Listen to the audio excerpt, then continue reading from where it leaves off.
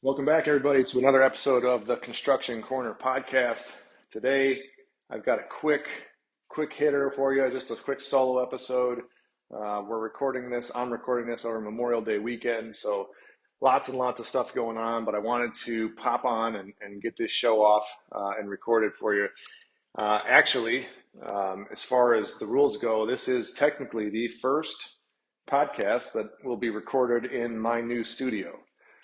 Now, having said that, I'm standing in the studio, walking around. That's why it sounds like an echo chamber, because nothing's really done yet. The flooring's down. We're missing a couple doors that need to be installed. I got to run some trim, finish the ducting, get some foam panels on the wall, and then start setting everything back up in here, all the mics and the cameras and all that good shit. But we're getting close, and I'm also battling my seasonal allergy affliction. So if the sound quality sucks, it is what it is, guys. Sometimes that's just being real. So today, real quick, I just wanted to talk about this kind of phenomenon, if you will, that's been going on seemingly more and more frequently, at least in our area here in Metro Detroit. And that is the phenomenon of the construction site pirates, as I like to call them. These fucking guys are the ones that wait until everybody goes home, and then all of a sudden they show up on your site and they cut through trailers and they cut through locks and they steal your shit. They load your equipment up on flatbeds and then they leave. They leave you with a lot less than what you started with. Obviously, this is a massive problem, and it seems like it's been getting more and more frequent. So I wanted to kind of talk about that, and I'm hoping that some of you listening will reach out and let me know your thoughts, and if you're seeing the same sort of thing in your neck of the woods. Again, Schaefer Construction operates primarily in southeastern Michigan, the Metro Detroit market, so there is a little bit of that could be at play here. But it's a really unfortunate thing. And as a paper GC, as we're kind of called in this industry, we don't have a lot of equipment of our own. We don't have a lot of tools of our own, but we do own a skid steer and a trailer, and then various smaller implements and attachments and smaller tools, things here and there that we need that we get and that kind of come with us job to job. But our biggest piece of equipment is our skid steer, and it's nothing spectacular, but it's fairly new. It's 3 years old, I think, and it's a big asset of ours, one of our larger capital assets. So to think of some asshole coming and stealing it, really is not very settling. Um, and we are on the low end of the spectrum, right? As a GC, we have teams of specialty contractors who could have, our earth workers will have millions of dollars of iron sitting on any given job site. And when you start putting that into perspective, like, yes, everybody's got insurance, or at least you should. But, you know, with the weird markets, it's hard enough to even find replacements. So, yes, if your stuff gets stolen, theoretically, you'll get the replacement value back from your insurance company, or you should, but it's a pain in the ass. It's never that easy, right? You always have to fight for it. Insurance companies don't want to just hand out cash. And then even if you do, or when you do get compensated through your claim, you now have the problem of finding replacement equipment. And I remember when I bought the skid steer a few years ago, the unit itself wasn't that difficult to find, although it did take about 6 months for our local Kubota dealer to get one for me. The biggest problem was finding a damn trailer. I couldn't find a trailer for the life of me. And trailers were being stolen left and right, off of job sites, out of storage yards, and just nobody had any in stock. And this is just all part of the weirdness that we've lived through ever since the COVID bullshit, really, when markets tipped upside down and supply chain kind of forgot how to operate effectively as they once did. So we spent a long time trying to source a trailer, and it got down to the point when my skid steer was here. It was ready to be picked up or delivered, as it may be, but I had nothing to put it on. I couldn't find a trailer, and finally at the 0 hour, my dealer, who we got the machine from, actually came up with one single solitary trailer, and so we were able to do that. It worked out well in our case. But it's a pain in the ass. And if you have to go and try and restock or go and repurchase a lot of equipment, it could be a nightmare, especially guys that rely on their equipment day in day out to make a living, to put food on their plates and the plates of those on their team. Earth workers is a great example. Those guys live and die by their equipment, and to have that just taken from you like that, it's a real big pain in the ass at the very least. So, there's always going to be lazy leeches on society that are too chicken shit or too worthless to go get a real job, and instead will try and steal and take that which is not really theirs to begin with, and try to make their living, so to speak, that way. The irony of this is that jobs right now are so plentiful, right? Like, if you have a beating heart and lungs capable of perfusing oxygen, you can pretty much go get a job anywhere right now because the labor markets are so starved. So to to to rely on thievery and theft and just being an overall asshole is just, it's almost comical at this point in the game. But obviously it still happens. Again, in our world here, it's been happening quite a bit. So the reason this came top of mind is recording this now over Memorial Day weekend. Well, anytime we have a job site in a major metropolitan area and we're going to be down for 3 or 4 days with basically no one active on the site, that's a dangerous site to have any of your assets sitting at. The pirates run wild on holiday weekends, and that's when most of the theft that we see will occur, or at least a lot of it. So I drove out personally myself on Friday, I guess it was, to one of our projects where the skid steer was at, just to go get it and bring it back here to my house to put it inside my barn where I know it's at least safer. And then I will have to go back and drop it back off on Memorial Day, sometime on Monday, because my guys need it. But at least that way I know that it's not sitting out there, or we're sitting on somebody else's trailer.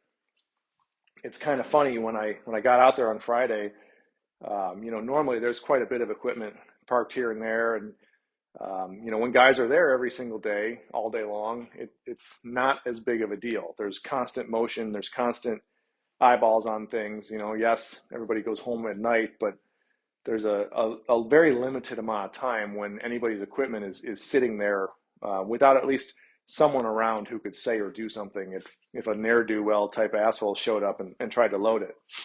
But I get out there Friday afternoon, and I got there pretty late on purpose. I like getting to my site sometimes when nobody, or at least not many people, are there. It gives me an opportunity to kind of really see things behind the curtain. But anyways, I get there kind of late afternoon on Friday, and there is nothing on the site. No equipment, no trucks, no gang boxes, nothing. Nothing except for, I think there was an excavator, a large excavator. And frankly, if you've got the stones and the wherewithal to load up and steal a full-size long-reach excavator like that, then you're probably not someone that we want to mess with anyways. So go ahead and take it. But other than that, all of the small equipment was gone. And by gone, I mean my guys, my specialty contractors, and our teams have already cleaned up their shit, taken it home, taken it to their yards, taken it back to their shops, for the same reason that I was there. And it's unfortunate. It's a real problem in our industry. Wanted to kind of talk about some of the ways that we are looking into of keeping our sites safer and freer from theft, if you will. There's no way to ever stop it, right? Most of the anti-theft measures really keep the honest people honest. The criminals are still going to do what they do. So with that being said, just take it with a grain of salt, and hopefully it doesn't happen. But as far as equipment goes, there's a lot that you can do. There's GPS tags now that are fairly reasonable. We're actually looking into upgrading ours. Our cell phone service provider actually has an option, I think, that might make some sense, so we can tag our stuff so that if it does get stolen, at least it's easier to find. Kill switches have been a thing in the industry forever. In case you guys don't know, or those of you who sit on the other side of the table, a kill switch is exactly what it sounds like. It's It's basically a disconnect somewhere that prevents the ignition from firing up the machine. So you hide it as best you can on your equipment, on your piece of machinery, and you basically flip this switch or turn a key, whatever it may be, when you're done with it, and no one can start the vehicle from with a key or hot wiring it unless they find this kill switch. The problem with those is there's only so many places you can hide them that are still accessible so that you can get to it to turn the damn thing back on. So anyone with any knowledge of that sort of thing and a little bit of time by themselves with your equipment, they're going to end up finding it. We're seeing a lot of guys now remove their key ignitions, their key driven ignitions completely, and are going to like a keypad based model where you have to type in a code. So you get a, whatever it is, 5, 6, 7 digit code that every user will have their own, and then there's master codes. And before you can start the machine, you have to type in this code. And those seem to be, they're prevalent now. It's a good idea. We're actually looking into doing this on ours, but they're clunky, they're big, they take up too much space, and it's an unfortunate thing. But there's no great way to do this. And kind of another ironic thing I wanted to mention. My kids always laugh about this, and they still don't understand why it's possible. But in my truck and all of our superintendent's trucks, we all carry master key rings. I can't remember the name of the company. It's something like Tornado or Hurricane, something like that. But basically, it's a big 4-inch key ring, and I have master keys for every major piece of equipment basically known to man. And that means I can walk onto any of our job sites, and as long as there's not a kill switch or a keypad, I can hop up in any piece of machinery and fire that bad boy up and do what I need to do with it. Now, we carry them for those off chances when the owner of the equipment isn't around and something needs to get moved. Maybe there's a dozer in the way and we're getting a delivery brought in. We have to move it now. It gives us and gives my guys the ability to do that. But the irony of it is that it also, with these commercially available on the market, and I think I bought ours just off of Amazon, it means that anybody else can go buy these things too. And once you have one, you basically have a skeleton key for, like I said, all of the major brands of equipment. So it's kind of a funny thing that we do. Part of that is for ease of use. Part of that is, can you imagine if you had a big crew, like an earth worker especially, you had a big crew, and if every single time you had a new employee, you had to cut new keys, it would just be, the cost would be astronomical, and the logistics of doing that would just be miserable. So there's a lot of reasons why we do what we do in this industry, and that's one of them. But it is kind of funny when you think about it, to be able to go on Amazon and buy keys for everything on a job site.